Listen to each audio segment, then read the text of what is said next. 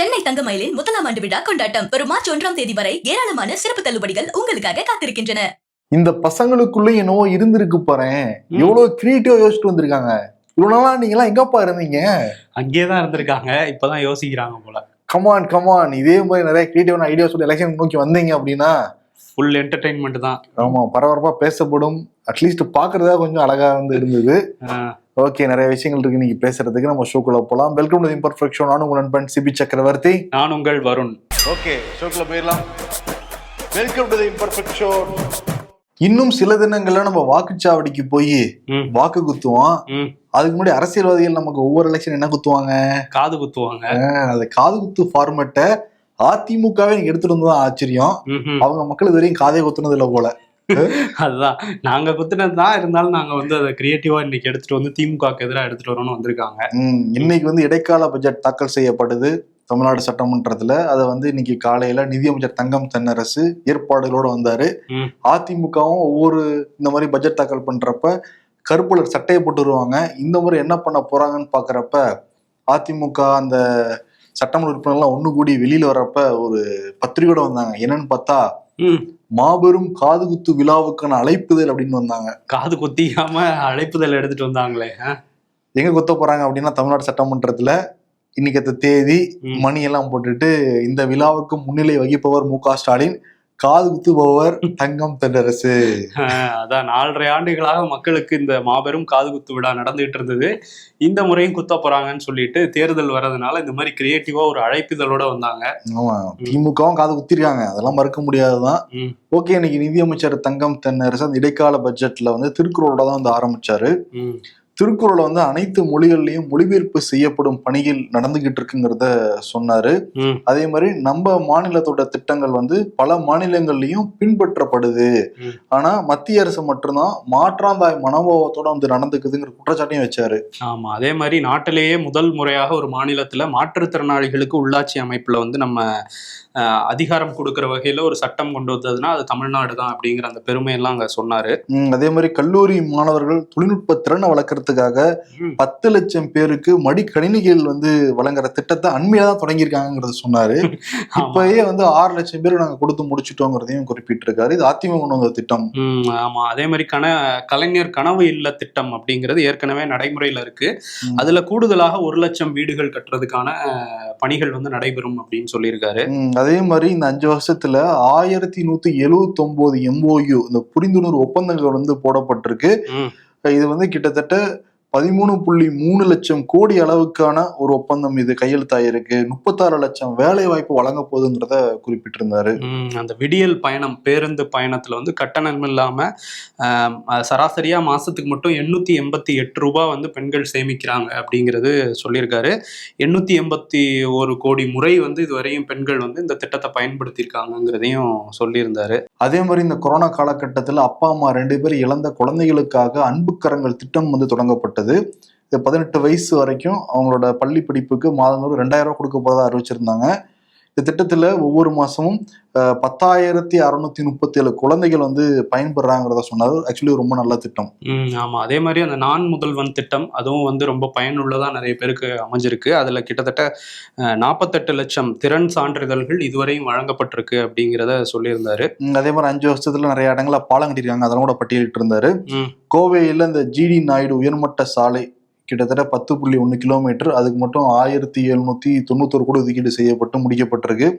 அதே மாதிரி கோவையில சுப்பிரமணியம் மேம்பாலம், மதுரையில வேலுநாச்சியார் மேம்பாலம், சென்னையில மத்திய கைலாஸ் மேம்பாலம் இதெல்லாம் கட்டி முடிச்சுட்டாங்க. இப்ப சென்னை தேனாம்பேட்டையில இருந்து சைதாப்பேட்டை வரைக்கும் அந்த கட்டிட்டு இருக்கிற அதோட திட்ட மதிப்பு மட்டும் 621 கோடிங்கிறாங்க. பட் நடந்துகிட்டு இருக்கு, வேகமா தான் நடந்துகிட்டு இருக்கு. இன்னும் வேகமா முடிச்சாங்கன்னா நல்லா இருக்கும். ஆமா, டிராபிக் குறையும் இந்த ஏரியால. அதே மாதிரி இந்த ஐடி பார்க் பல இதுலயும் வந்து திறந்து வச்சுட்டு இருந்தாங்கல்ல. இப்ப சமீபமா கூட விழுப்புரம், தஞ்சாவூர், காரைக்குடி உள்ளிட்ட 7 இடங்கள்ல திறந்திருந்தாங்க. இப்ப புதுசா வந்து நாமக்கல், திருவண்ணாமலை, விருதுநகர், திருநெல்வேலி, கன்னியாகுமரி இப்படின்னு 9 இடங்கள்ல நியோ டைட்டல் பூங்காக்கள் ஒரு 388 கோடி செலவுல பணிகள் நடந்துட்டு இருக்கு அப்படிங்கிறத சொல்லியிருக்காங்க. சொல்லியிருக்காங்க. அதுல முக்கியமா ஒரு ஊர் விட்டுட்ட கரூர். கரூரா? சரி, ஜிஎஸ்டி வரி விகித அந்த மாற்றங்களால தமிழ்நாட்டுக்கு மட்டுமே 900-600 கோடி இழப்பீடு வந்து ஏற்பட்டிருக்குங்கிறத சொன்னாரு. அதே மாதிரி வரி வந்து குறைஞ்சிக்கிட்டே இருக்கு. நடப்பாண்டுல அரசோட சொந்த வரி வருவாய் 2.2 லட்சம் கோடியிலிருந்து 2.06 லட்சம் கோடியா வந்து குறைஞ்சிருக்கு. இது வந்து மெயின் காரணம் ஜிஎஸ்டி வருவாய் குறைஞ்சதுதான் அப்படிங்கிறத சொல்றாரு. ரிசர்வ் வங்கியில மாநில அரசு கணக்குல இருந்து 1709 கோடி ரூபாய் பிடித்தம் செய்யப்பட்டிருக்கான். அங்கேயும் லோ பேலன்ஸ் எடுத்துட்டாங்கிறது தெரியல. ஆமா, அது ரிசர்வ் பேங்க் வச்சு எடுத்துட்டாங்க மத்திய அரசுங்கிற மாதிரி ஒரு குற்றச்சாட்டை வச்சிருக்கிறாங்க. இன்னொன்னு என்னன்னா, தமிழ்நாட்டோட அந்த நிதி பற்றாக்குறை அப்படிங்கிறது வரும் நிதியாண்டுல 1.24 லட்சம் கோடியாக உயரும் அப்படின்னு மதிப்பிட்டு இருக்காங்க. நிதி பற்றாக்குறை அதிகமாகிக்கிட்டே தான் போகுதுங்கிறத ஒத்துக்கிட்டு இருக்காங்க. ஆமா, இப்ப கடனுமே ரொம்ப அதிகமாயிருக்கு. தமிழ்நாட்டுடைய கடன் 10.6 லட்சம் கோடி 10.6 லட்சம் கோடியா வந்து உயர்ந்திருக்கு. இது 2026-27 மதிப்பீடுங்கிறத தங்கம் தென்னரசு வந்து சொல்லியிருக்காரு. அதன் பிறகு இடைக்கால இந்த வேளாண் பட்ஜெட்டும் தாக்கல் பண்ணாப்புல வேளாண் துறை அமைச்சர். ஆமா, அவர் என்ன சொல்லியிருக்காருன்னா, இயற்கை வேளாண் மையங்கள், நெல் வகைகள். ஆமா, தமிழ்நாடு வேளாண் துறை அமைச்சர் MRK பன்னீர்செல்வம் வந்து அதை தாக்கல் பண்ணாரு. அவர் என்ன சொல்லியிருக்காருன்னா, 58,000 தரிசு நிலங்கள் சாகுபடி செய்யப்பட்டு அதை வந்து வேளாண் நிலங்களாக வந்து மாற்றப்பட்டிருக்கு இந்த 5 ஆண்டு காலத்துல. அதே மாதிரி முதல்வரோட மண்ணுயிர் காப்போம் திட்டம், அதுல வந்து 142 கோடி ரூபாய் வந்து நிதி ஒதுக்கீடு பண்ணி அது சிறப்பா செயல்பட்டு இருக்கு அப்படின்னு அவர் சொல்லியிருக்காரு. கோவையில நம்மாழ்வார் இயற்கை வேளாண் மையம் வந்து அமைக்கப்பட்டிருக்கு. இது மாதிரி நிறைய இயற்கை வேளாண் மையங்கள் அமைக்கிறதுக்கான திட்டமும் இருக்குங்கிறதெல்லாம் சொல்லியிருந்தாரு. சிறுதானிய இயக்கம் வந்து தமிழ்நாட்டில் கிட்டத்தட்ட அது சார்பில், இந்த சிறுதானிய இயக்கங்கள் சார்பில் 12,84,000 விவசாயிகளுக்கு 178 கோடி ரூபாய் வந்து ஒதுக்கப்பட்டிருக்கு அப்படின்னு சொல்லி நிறைய விவசாயிகளுக்கு என்ன பண்ணியிருக்கோம். அதே மாதிரி புவிசார் குறியீடுக்கு 41 பொருட்களுக்கு அப்ளை பண்ணியிருந்தோம். அதில் 9 வந்து வாங்கிட்டோம் புவிசார் குறியீடுங்கிறதெல்லாம் சொல்லியிருந்தாங்க. இந்த 2 பட்ஜெட்டுமே, வேளாண் பட்ஜெட்டும் சரி, அந்த பொதுவாக போட்டிருக்கிற இடைக்கால பட்ஜெட்டும் சரி, ரெண்டுமே 5 ஆண்டு சாதனைகளை தான் நிறைய பட்டியலிட்டு இருக்காங்க.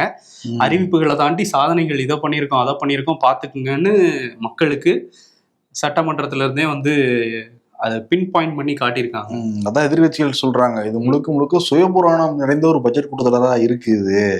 இதுதான் பண்ண போறாங்களுக்கு தெரியும். ஆல்ரெடி மக்களுக்கு காது குத்திட்டாங்க, இப்ப காது குத்த போறாங்கன்னா எதிர்கட்சிகள் வந்து சொல்றாங்க.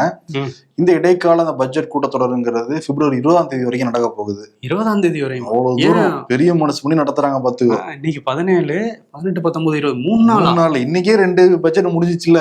3 மணி நேரத்துல முடிச்சிருக்கலாமே, எதுக்கு 3 நாள்னு தெரியல. எப்போ விவாதங்களா நடக்கும்ல? நடக்கும். ஆனா அப்படிதான் முடிக்கிறாங்க. சரி, இதுல வந்து எடப்பாடி பழனிசாமி அவரோட கருத்தை சொல்லியிருக்காரு வெளியே வந்து. என்னன்னா, இந்த பட்ஜெட் வந்து ஒரு சொத்தையான அத்திப்பழம் மாதிரி. சொத்தையான அத்திப்பழம் வெளியே அழகா தான் இருக்கும், ஆனா உள்ள போனா ஒண்ணுமே இருக்காது, அப்படிதான் இந்த பட்ஜெட் இருக்கு அப்படின்னு சொல்லி அத்திப்பழ ரெஃபரன்ஸ் எல்லாம் எடுத்துட்டு வந்திருக்காரு. அப்ப நாளைக்கு அத்திப்பழம் எடுத்துட்டு வர போறாங்களா? அவைக்கு பார்க்கலாம் என்ன பண்ண போறாங்கன்னு. இன்னைக்கு தமிழ்நாடு சட்டமன்ற வளாகத்துல ஒரு முக்கிய அரசியல் நிகழ்வு வந்து நடந்திருக்கு.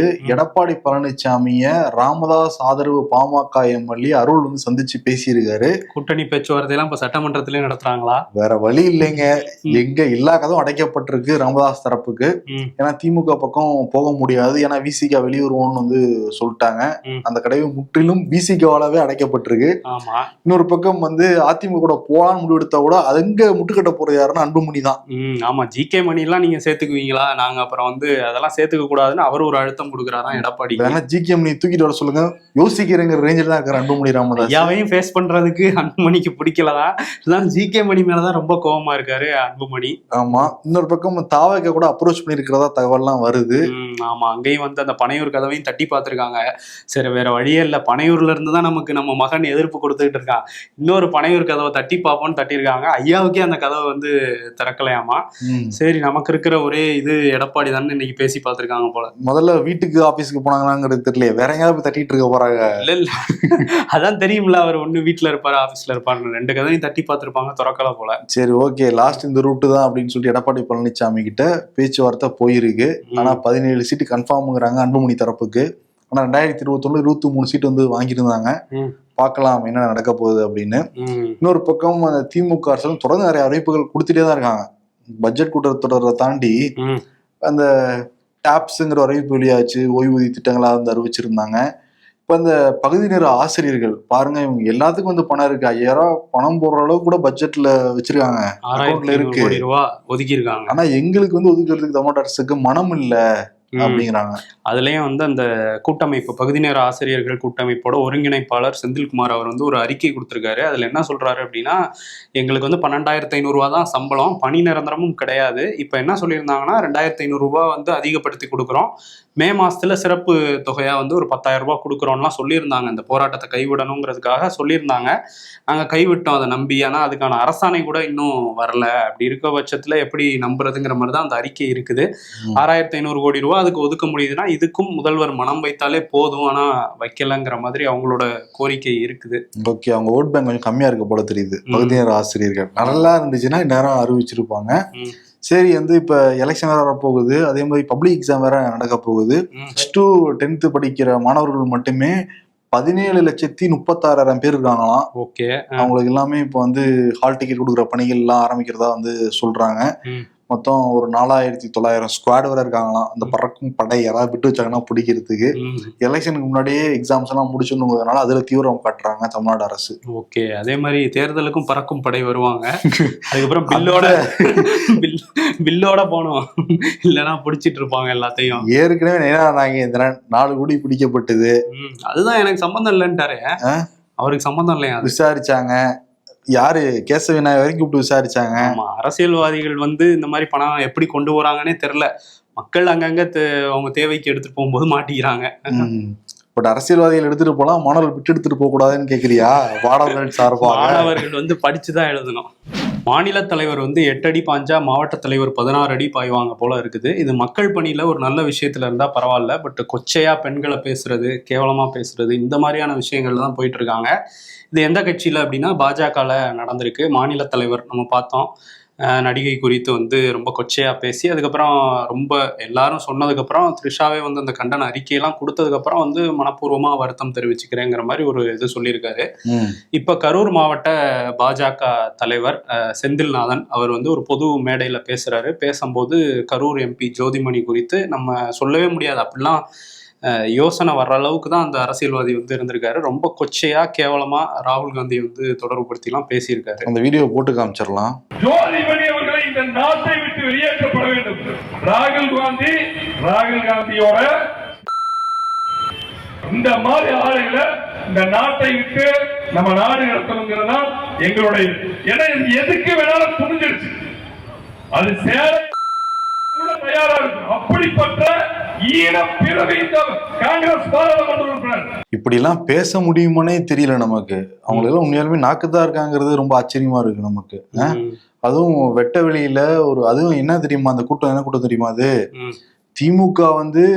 திமுக ஆட்சியில பெண்களுக்கு பாதுகாப்பு இல்லைன்னு சொல்லிட்டு பாஜக, கரூர் மாவட்ட பாஜக மகளிர் அணி நடத்துற அந்த கூட்டத்துலதான் மகளிர் முன்னாடி வச்சு இப்படி பேசியிருக்காப்புல செந்தில்நாதன்.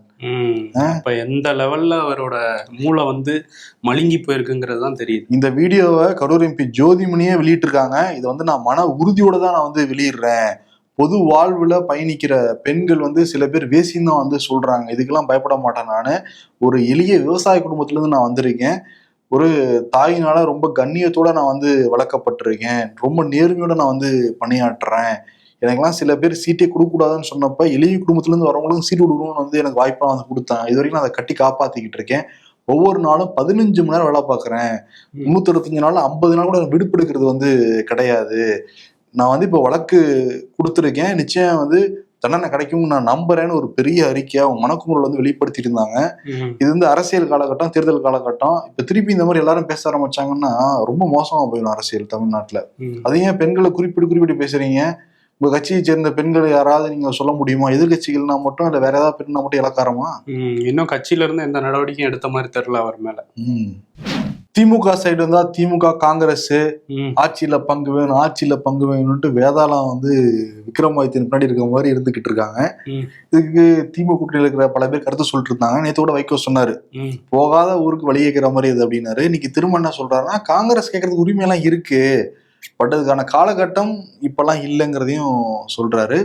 இதெல்லாம் தாண்டி காங்கிரஸ் உடைய மேலிட பொறுப்பாளர் கிரி சோடங்கர், இனிமேல் யாருமே வெளியில வந்து பேசக்கூடாது கட்சி விவகாரத்தை, இனிமேட்டு என்கிட்ட சொல்லுங்க நான் பாத்துக்கிறேன் அப்படிங்கிறாரு. அவர்கிட்ட சொன்னா என்ன பார்த்துப்பாரு, அவரே 70 நாளா என்ன வெயிட் பண்ண வைக்கிறாரு முதல்வர்ன்றாரு. அதான் பாத்துக்கிறதுங்கிறது, என்கிட்ட சொல்லுங்க நான் போய் பாத்துக்கிறேன். பாத்துக்கிட்டே இருப்பாரு போல, அறிவாலயத்தை வந்து சிசிடிவில வேணா பாத்துக்கலாம் அங்க இருந்து. சரி, இப்ப என்னன்னா ஒரு செல்வ பெருந்தகை அங்க போயிருந்தாரு, பெங்களூருக்கு போயிருந்தாரு, கார்கேவை பார்த்திருக்காரு. கார்கே வந்து நம்ம பேசி ஒரு சுமூகமா முடிப்போம், திமுக கூட்டணியில நம்ம இருக்கிறதுக்கான வேலைகளை பார்ப்போம், சீட்டு மட்டும் அதிகப்படுத்தி கேட்போம், ஆட்சியில பங்குலாம் கேட்க மாட்டோங்கிற மாதிரி அவர்கிட்ட சொல்லி அனுப்பிச்சிருக்காராம். ஸோ செல்வ பெருந்தகை திரும்ப வந்திருக்காரு. 25ங்கிறது 30 மாறுமா? டவுட் தான். அது வந்து திமுக மனசு வைக்கணும், இவங்க கேட்கறது கேட்பாங்க, அவங்க என்ன பண்றாங்கிறத பார்க்கணும். இன்னொரு விஷயம் என்னன்னா, மூக்க அழகிரி ஒரு காலத்துல மதுரையில வந்து ஒரு முடிசூடாத மன்னர் மாதிரி தான் வளம் வந்துகிட்டு இருந்தாரு. மதுரையோட சிஎம்மா இருந்தாரு. ஆமா, மதுரையோட சிஎம்மா இருந்தவருக்கு பிஎம்மா ஒருத்தர் இருந்தாரு, அதாவது பிஎம் மன்னன் அவர் பேரு. ஒரு பக்கம் பிஎம், இன்னொரு பக்கம் மன்னன் அவர் பேரு. அவர் தான் ரைட் ஹேண்டா இருந்தாரு மூக்க அழகிரிக்கு.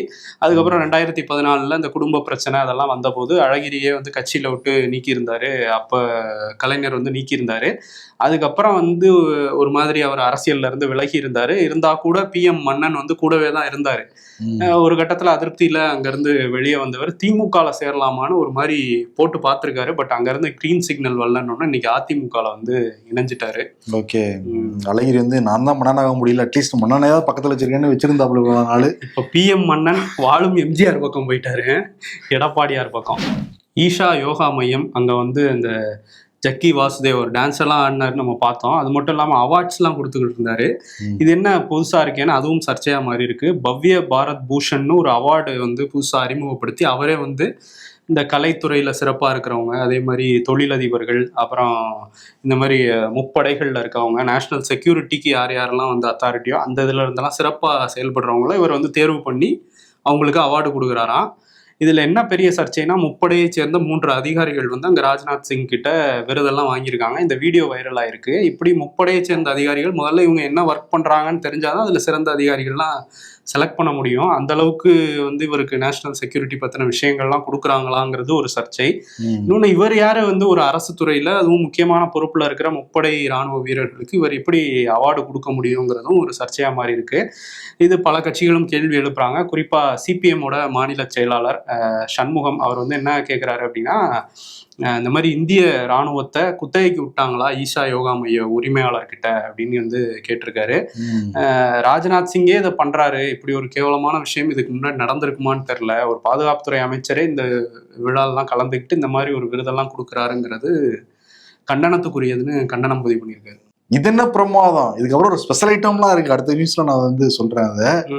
ஆனா இதெல்லாம் நமக்கு எதிராக இருக்க நாடுகள்லாம் பார்த்தா என்ன நினைப்பாங்க, என்ன நமக்கு கொஞ்சம் கூச்சமா இருக்கு எதை இந்த விருதெல்லாம் விருதெல்லாம் பார்த்து. ஏன்னா அதுக்கப்புறம் விருது கொடுத்ததுக்கு அப்புறம் ஒரு டான்ஸ் வந்து போட்டிருக்காரு, அந்த டான்ஸ் நீங்களே வந்து பாருங்க.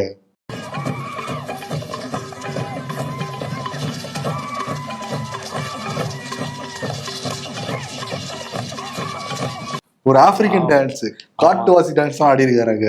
அவங்க ட்ரைபல் கல்ச்சரை நானும் கத்துக்கிறேன்னு இவர் இறங்கி ஆடி இருக்காரு போல. இந்தியாவுக்கே ரொம்ப பெருமை, அந்த ஏஐ உச்சி மாநாடு டெல்லியில பாரத் மண்டபத்துல நேத்து பிரதமர் மோடி தொடங்கி வச்சிருக்காரு. மொத்தம் 600 அரங்கங்கள் வந்து இருந்திருக்கான், எல்லாமே ஏஐ சம்பந்தமான அரங்கங்கள். அந்த வீடியோக்கள்லாம் பாக்குறப்ப ரொம்ப இன்ட்ரெஸ்டிங்கா இருந்துச்சு. உலகம் எதை நோக்கி போகுதுங்கிறதுக்கான ஒரு முன்னெடுப்பா வந்து பார்க்க முடிஞ்சது. இந்த விழாவுக்கு வந்து 20 நாட்டு முக்கியமான தலைவர்கள், 50 சிஇஓக்கள், எல்லாமே பிக் ஜெயிண்ட், அவங்க எல்லாமே கூகுள் இந்த மாதிரி கம்பெனிஸ். அதே மாதிரி வந்து 50 முக்கியமான அமைச்சர்களோட வந்து கலந்துருந்தாங்க, 50 சிஇஓ வந்து கலந்துருந்தாங்க. இதுல தொடங்கி வைக்கிற பிரதமர் மோடி வந்து உற்சாகமா நிறைய விஷயங்கள் பேசியிருந்தாரு. குறிப்பா சொல்லணும்னா, அந்த மின்னணு துறை இணை அமைச்சர் ஜிதின் பிரசாதா சொல்றப்ப, ஏஏ கும்பமேளாவுக்கு எல்லாரையும் வரவேற்கிறேன் அப்படின்னாரு. இதுலயும் கும்பமேளாவா? ஆனா ஒண்ணு, எல்லாத்துலயும் இதை சேர்த்துக்கிட்டே இருந்தா என்னதான் பண்றது. இப்பதான் நம்ம போன செய்தியில பார்த்தோம். ஆமா, சிவராத்திரியில அவார்டு கொடுக்குறாரு. இதுல ஏஐ ஓகே டெக்னாலஜி சம்பந்தம் யோசிச்சிருக்காங்கப்பான்னு பாக்குறப்ப ஏஐ கும்பமேளான்னு சேர்த்து விட்டுறது. ஆமா, அதுல என்னன்னா, இந்த கும்பமேளா ஏஐ கும்பமேளாக்கு டெல்லியில பலத்த பாதுகாப்பு எல்லாம் கொடுத்துருக்காங்க. சாமானிய மக்கள் இந்த சாமி கும்பிடுற போறதுக்கு அந்த கும்பமேளாக்கு போவாங்க, அங்கதான் நசுங்கி செத்தா என்னங்கிற மாதிரி விட்டுருவாங்க. சரி, இந்த ஏஐ இதுல பாதுகாப்பு மட்டும் கொடுக்கல, வர்ற பல பேருக்கு பணமும் வந்து கொடுக்குறாங்க. அது என்ன யூபிஐ, ஒரே யூபிஐ அப்படிங்கிற இதுல வந்து வெளிநாட்டுல இருந்து வரவங்களுக்கு இங்க ஏதாவது பொருள் வாங்கணும்ல, அதனால 50,000 முதல் 25,000, அப்புறம் இன்னொரு 25,000 அவங்க விருப்ப பொருள் வந்து வாங்கிக்கலாம். இன்கேஸ் பணம் வச்சிருந்தா கூட அவங்க நாட்டு கன்வெர்ட் பண்ணிட்டு எடுத்துட்டு போகலாம். அந்த மாதிரி சிஸ்டம் கூட கொண்டு வந்திருக்காங்க. அந்த திட்டங்கள்லாம் அறிமுகப்படுத்திருக்காங்களா? அதே மாதிரி பிரதமர் மோடி வந்து அதை தொடங்கி வச்சு பேசியிருக்காரு. அவர் என்ன சொல்றாருன்னா, அந்த ஏஐ அப்படிங்கிறது மனிதாபிமானத்தை முன்னோக்கி கொண்டு போறதுக்கு நம்ம பயன்படுத்தணும் அப்படின்னு சொல்லியிருக்காரு. அதே மாதிரி அக்ரிகல்ச்சர், ஹெல்த் சர்வீஸ் இதுல எல்லாமும் பயன்படுத்தணும்னு அவர் சொல்லியிருக்காரு. இதுல கலந்துக்கிறதுக்கு அனுராக் குமார் திசாநாயக்கா வந்து வராரு. அதே மாதிரி இமானுவல் மேக்ரான் இந்த ஏஐ மாநாட்டுக்கு வந்து வராங்க. இன்னொன்னு நான் எதிர்பார்த்தேன் பிரதமர் மோடி சொல்லுவாருன்னு, பட் சொல்லல. என்னது? Future is AI, America India. அதை பாரத் மண்டபத்துல இருந்து எப்படி சொல்ல முடியும்? அதனாலதான் அவர் சொல்லாம விட்டாருன்னு நினைக்கிறேன். அதே மாதிரி இன்னொரு விஷயம் என்னன்னா, பில்கேட்ஸ் அவர் வந்து மைக்ரோசாஃப்டோட கோ ஃபவுண்டர். இப்போ அதுல இருந்து அந்த பொறுப்புகள்ல இருந்து விலகி கேட்ஸ் ஃபவுண்டேஷன் ஒன்று நடத்திட்டு இருக்காரு. ஏற்கனவே இந்த கேட்ஸ் ஃபவுண்டேஷன் ஆந்திரால நிறைய திட்டங்கள்ல வந்து இணைஞ்சு செயல்பட்டு இருக்காங்க. அதுல பல விமர்சனங்களும் இருக்கு அவர் மேல. இந்த திட்டங்கள் வந்து சுயநலத்துக்காக ஒரு லேப் மாதிரி இந்தியாவை பயன்படுத்திக்கிறாருங்கிற ஒரு குற்றச்சாட்டு. இது பத்தாதுன்னு இப்போ எப்ஸ்டீன் ஃபைல்ஸ்ல இவரோட போட்டோஸ்லாம் வேற வந்திருக்கு. பல பெண்களோட இவர் இருக்க மாதிரி, சின்ன சின்ன பெண்களோட இருக்க மாதிரி. அதனால இந்த சமயத்துல அவரை வந்து பூங்கொத்து கொடுத்து வரவேற்றிருக்கிறாங்க ஆந்திரா கவர்மெண்ட்டு. சந்திரபாபு நாயுடுவோட மீட்டிங்லாம் நடத்தியிருக்காரு. அதுல வந்து ஏஐ வச்சு நம்ம என்ன பண்ணலாம், அரசு திட்டங்கள்ல நீங்க என்னென்ன பண்ணிட்டு இருக்கீங்கிறது ஏற்கனவே ஆந்திரா கவர்மெண்ட் பண்ணிட்டு இருக்கதெல்லாம் கேட்டு தெரிஞ்சிருக்காரு. அதே மாதிரி கேட்ஸ் ஃபவுண்டேஷனோட சேர்ந்து இன்னும் நம்ம நிறைய பண்ணலாம் அப்படின்னு சொல்லிட்டு இருக்காரு. ஸோ முதலீடுகள் இல்லாமல் நேரடியாக அந்த யார் முதலீடு பண்றாங்க அவங்களே ஈர்த்து நாங்கள் கொண்டு வந்துட்டோம்னு அவங்க பேசிட்டு இருக்காங்க. பட் அவரோட வருகை சர்ச்சையாகவும் மாறி இருக்கு இந்தியாவில். ஓகே, எப்ஸ்டீன் ஃபைல்ஸ் பத்தி தான் உலகம் முழுக்க பேசுறாங்க. ட்ரம்ப் கூட வந்து பேசியிருக்காரு பாத்தியா? ஆமா, ட்ரம்ப் என்ன சொல்றாருன்னா, எல்லா எதிர்கட்சிகள் அங்க உள்ள எதிர்கட்சி வந்து என்ன சொல்றாங்கன்னா, சில ஃபைல்ஸை வந்து மறைச்சு வச்சிருக்காங்க. அந்த எப்ஸ்டீன் ஃபைல்ஸ்ல சில இதை அமெரிக்கன் ஜஸ்டிஸ் டிபார்ட்மெண்ட் வந்து வெளியே விடாம வச்சிருக்காங்க. அதுல பல தலைகள் உருளும். அது வெளியே வந்தா அதுல வந்து ட்ரம்ப் பேர்லாம் இருக்கலாம்ங்கிற மாதிரி சொல்லிட்டு இருக்கிறாங்க. ஏற்கனவே வந்ததுலேயே அவர் வந்து ஒரு 13 வயது பெண்ணை வந்து ஒரு சிறுமியை பாலியல் வன்கொடுமை பண்ணிட்டாருன்னு ஒரு FBI நோட்ல வந்து FBI நோட் பண்ணியிருக்கதா வந்து இந்த எப்ஸ்டீன் ஃபைல்ஸ்ல இருக்கு. அப்படி இருந்துமே அவர் என்ன சொல்றாருன்னா, எனக்கும் எப்ஸ்டீனுக்கும் எந்த சம்மந்தமும் இல்லை அப்படின்னு சொல்லிட்டு இருக்கிறாரு. சொன்னா கூட அவர் பேட்டியெல்லாம் கூட பழைய பேட்டிகள்லாம் வைரல் ஆயிட்டு இருக்கு. 2002 அந்த 5 அந்த காலகட்டத்திலலாம் கொடுத்துருக்காரு. எப்ஸ்டீன் வந்து என்ன மாதிரியே அவருக்கும் டேஸ்ட் பெண்கள் விஷயத்துலலாம் கூட பேட்டியெல்லாம் கொடுத்துருக்காரு. ஸோ இப்போ கேட்டா எனக்கும் அவருக்கும் சம்மந்தம் இல்லைன்னு சொல்றாரு. இந்த எப்ஸ்டீன் விவகாரத்தை வச்சு இந்தியாவில் சில பேர் சோசியல் மீடியாவில் இந்தியாவில் அடுத்த எப்ஸ்டீன் யாருன்னு பல பேர் எல்லாம் போட்டுக்கிட்டு இருக்காங்க. இந்த விவாதத்துக்கு நாங்களாம் கலந்துக்க முடியாது.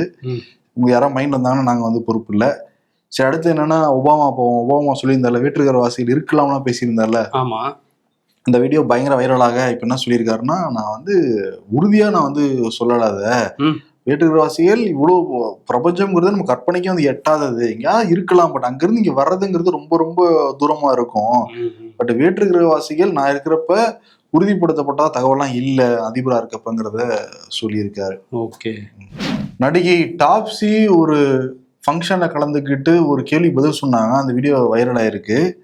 என்ன அப்படின்னா, அசீன் ஒரு படம் நடிச்சிருக்காங்க. அதுக்கான ப்ரொமோஷனுக்கு வரப்ப உங்களுக்கு யார் ரொம்ப பிடிக்கும் 2 ஃபோட்டோ வந்து காமிக்கிறாங்க. பிரதமர் மோடியா ராகுலா அப்படின்னு சொல்லிட்டு அவங்க பிரதமர் மோடின்னு தேர்ந்தெடுத்துட்டு சொல்ற பதில் தான் ஹைலைட்டு. நான் இந்தியாவில் இருக்கணும்னு நினைக்கிறேன் அப்படின்ட்டு இருக்காங்க. இருக்க விட மாட்டாங்க இவங்க, இவரை சூஸ் பண்ணலாங்கிறது தான் அதோட இன்னொரு அர்த்தம். அதான் வந்து ரொம்ப ஒரு டீப்பான அரசியல் பதிவாகவும் இருக்கு, இன்னொரு சர்க்காசமும் இருக்கு. அதுல இந்த காலகட்டத்தில் இப்படிதான் இருக்க முடியுது, இந்தியால எல்லாம் அப்படிதான் இருக்காங்க. அதே மாதிரி இன்னொரு கேள்வி, 3 பேர் போட்டோ காமிக்கிறாங்க. மகாத்மா காந்தி, சாவர்கர், டாக்டர் அம்பேத்கர். இதுல யார் மகாத்மான்னு கேட்கிறப்ப நான் படிச்ச வரைக்கும் மகாத்மா காந்தி தான் எனக்கு சொல்லிக் கொடுக்கப்பட்டிருக்கிறதையும் சொல்றாங்க. ஏன்னா எல்லாத்தையும் மாத்திக்கிட்டு இருக்காங்கல்ல. ஆமா, அதே கூட பார்த்தோம் 100 நாள் வேலை திட்டத்தில் மகாத்மா காந்தி பேர் வந்து தூக்கிட்டாங்க. அந்த 2 மகான்களுக்கு நடுவில் சாவர்கர் படத்தை வச்சதுக்கே பெரிய எதிர்ப்பெல்லாம் வந்துட்டு இருக்கு காங்கிரஸ்ல இருந்து. அதே மாதிரி டாப்ஸி நிறைய வீடியோக்கள் இது மாதிரி பழைய வீடியோக்களும் ட்ரெண்ட் ஆகிட்டு இருக்கு. அவங்க கொஞ்சம் இந்த மாதிரி சர்க்காசம் பண்றது அப்போ அனுபவிச்சுட்டாங்க போல, அதனாலதான் இப்ப மோடியை சூஸ் பண்றாங்கன்னு சொல்றாங்க. அப்படியே கேரளா பக்கம் போனோம்னா அங்கே சபரிமலை, அந்த சபரிமலையில் வந்து ஏற்கனவே ஒரு தீர்ப்பு வந்தது. அந்த 10 வயதுலேருந்து 50 வயது பெண்கள் வரக்கூடாதுன்னு ஒரு சட்டம் வச்சுருக்காங்க அந்த சபரிமலை கோயிலில். அதுக்கு எதிராக போடப்பட்ட மனுவில் வந்து இல்லை எல்லா வயது பெண்களும் போகலாம்னு உச்சநீதிமன்றம் தீர்ப்பு கொடுத்துருந்தாங்க. அந்த தீர்ப்புக்கு எதிராக பல மறு சீராய்வு மனுக்கள் வந்து போயிருந்தது உச்சநீதிமன்றத்துக்கு. இப்போ அதை வந்து ஏப்ரல் மாதத்தில் விசாரிக்க போகிறோம். 9 நீதிபதிகள் கொண்ட அமர்வு அப்படின்னு சொல்லி தலைமை நீதிபதி சூரியகாந்த் வந்து அறிவிச்சிருக்காரு. அதே மாதிரி கேரளா பத்தனந்திட்டா மாவட்டத்தை சேர்ந்தவர் அருண் ஆபிரகாம், இவரோட மனைவி செரின், இவங்களுக்கு வந்து ஆலின்னு ஒரு குழந்தை வந்து பிறந்திருக்கு. 10 மாசம் தான் ஆயிருக்கு. அண்மையில வெளியில போறப்ப ஆக்சிடென்ட் ஆயிருக்கு. அந்த குழந்தை வந்து மூளைச்சாவு அடைஞ்சிருக்கு. 10 மாச குழந்தை. உடனே அந்த பெற்றோர்கள் வந்து நாங்கள் உடல் உறுப்பை தானம் பண்ணுறோம்னு சொன்னாங்க. அதனால இப்போ 5 பேர் பலனடைஞ்சிருக்காங்க. இதில் வந்து முதலமைச்சர் ஆரம்பித்து எல்லா பொதுமக்கள், அரசியல்வாதிகள் எல்லாருமே பாராட்டு வந்து தெரிவித்தாங்க. இப்போ அரசாங்கம் என்ன பண்ணியிருக்கு அப்படின்னா, அந்த குழந்தையோட இறுதிச் சடங்கை அரசாங்க மரியாதையோட நடத்தணும்னு வந்து முடிவு பண்ணாங்க. இதுக்கு எல்லா பக்கமும் வந்து பாராட்டு வந்தது. பொதுமக்களும் அந்த குழந்தைங்க அஞ்சலி செலுத்திட்டுலாம் போனாங்க.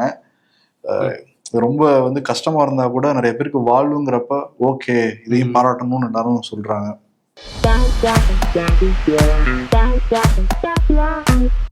உன்னை நீ பிஸியா வச்சுக்கிட்டாலே கண்ட விஷயத்துக்கெல்லாம் லோ ஆகாம இருக்கலாம். இது என்னமோ உண்மைதான். தை முடிந்து மாசி பிறந்து விட்டது, அடுத்த கட்ட நடவடிக்கை என்ன? செய்தியாளர் ஓபிஎஸ் கேக்குறாரு. ஓபிஎஸ் அப்படியே நிக்கிறாரு எதுவுமே சொல்லாம.